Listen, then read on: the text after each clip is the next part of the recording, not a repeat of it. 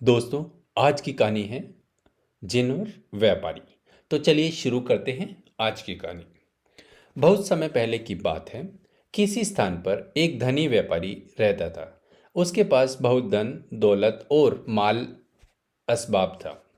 वह कई स्थानों पर व्यापार करके काफी धन कमा चुका था। एक दिन व्यापारी काम के सिलसिले में सुदूर स्थान की यात्रा पर गया। उसे रास्ते में एक रेगिस्तान को पार करना था जहां दूर दूर तक खाने के लिए कुछ नहीं था। इसलिए उसने अपने साथ कुछ बिस्कुट और खजूर रख लिए। व्यापारी का काम खत्म होने पर वह उसी रेगिस्तान से लेकर अपने घर वापस चल पड़ा। जब रास्ते में एक नखलिस्तान आया तो उसने घोड़े से उतरकर वहां आराम करने का निश्चय किया। उसने अपने घोड़े को एक पेड़ से बांध दिया और खजूर खाकर उसके बीज इधर उधर फेंक दिए। गहरी थकान के बीच मीठे खजूरों का स्वाद उसे बहुत अच्छा लगा। उसने काफी खजूर खा लिए थे।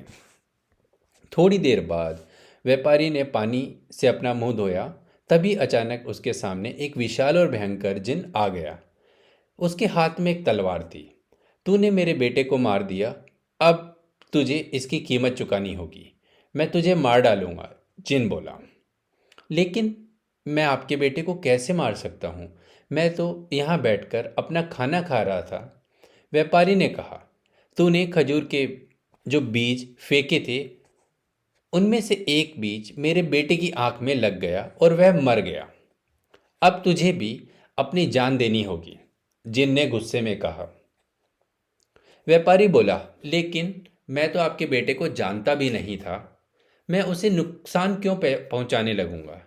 आप मेरी जान बख्श दें। व्यापारी ने जिन से बहुत विनती की, लेकिन सब व्यर्थ था। जिन तो उसे मारने पर तुला था।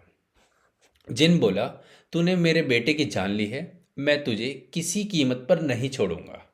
अब अपने भगवान को याद कर ले। व्यापारी बोला, आप मुझे घर जाने दीजिए ताकि मैं अपनी पत्नी और बच्चों से मिल सकूं। मुझे उन्हें अलविदा कहना है। मैं अपनी वसीयत लिखकर सबके लिए उचित व्यवस्था करना चाहता हूं ताकि मेरे मरने के बाद किसी को कोई परेशानी ना हो। फिर मैं 1 साल बाद वापस आऊंगा। तब आप जो भी चाहें मुझे सजा दे सकते हैं। जिनको मनाना आसान नहीं था। उसने सोचा कि अगर यह आदमी चला गया तो कभी वापस तो नहीं आएगा। लेकिन जब व्यापारी ने बार बार वादा किया तो उसने हामी भर दी।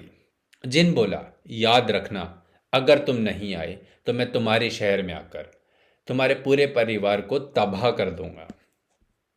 व्यापारी बोला, मैं अपने वादे का पक्का आदमी हूं। ऐसी नौबत ही नहीं आने दूंगा कि आप मेरे शहर में आकर मेरे परिवार को तबाह करो। मैं अपने आप अगले साल सही समय पर यहां हाजिर हो जाऊंगा। यह सुनकर जिन वहां से चला गया। व्यापारी ने भारी मन से अपना सामान उठाया और अपने घर की ओर चल पड़ा।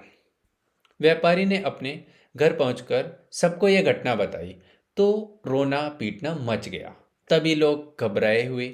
व्यापारी ने अपने परिवार को बताया कि उसके पास अभी जीने के लिए सिर्फ 1 ही साल है।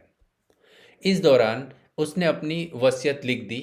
सामान का बंटवारा करके परिवार की सुख सुविधा का सारा प्रबंध कर दिया। अंततः 1 साल बीत गया और वह समय आ गया जब उस व्यापारी को घर छोड़ना पड़ा।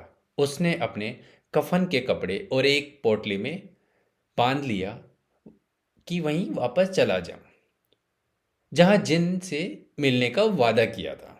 लेकिन वहां उसने एक बूढ़े को एक हिरण के साथ बैठा पाया। बूढ़ा बोला, तुम इस खतरनाक जगह पर क्या करने आए हो? व्यापारी ने बूढ़े को सारी बात बताई तो वह हैरान रह गया। वह अपने हिरण को वहीं बांधकर बोला, जब अजीब मामला है, मैं देखना चाहता हूं कि इसके बाद क्या होगा। अब बूढ़ा भी वहीं पे रुक गया।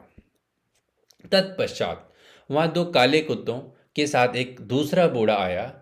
उसके बाद तीसरा बूढ़ा आया जिसके पास एक खच्चर था। अब सभी लोग जिनके आने का इंतजार करने लगे। वे इस मामले का नतीजा देखना चाहते थे। अचानक आसमान में काले बादल छा गए।